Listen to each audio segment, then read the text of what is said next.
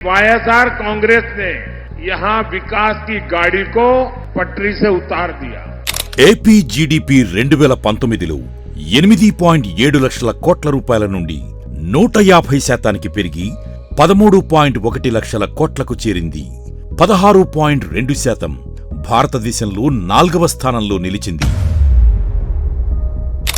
जनता के हित में काम करने के बजाय इस सरकार ने तो उल्टा आंध्र प्रदेश को ही भारी कर्ज में डुबो दिया। 2014-19లో చంద్రబాబు హయాంలో ఏపీ అప్పులు 22%గా ఉంటే జగన్ హయాంలో 12% మాత్రమే.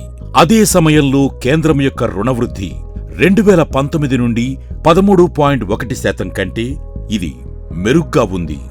మీరు 10 సంవత్సరాలలో జోడించిన 109 లక్షల కోట్లకు పరిష్కారం లభిస్తుందని ఆశిస్తున్నాం.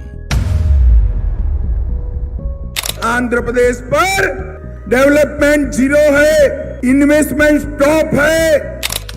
జగన్ ప్రభుత్వం ఒక్క 2023 సంవత్సరంలోని 13.5 లక్షల కోట్ల పారిశ్రామిక ఎంఓయూలను తీసుకువచ్చింది.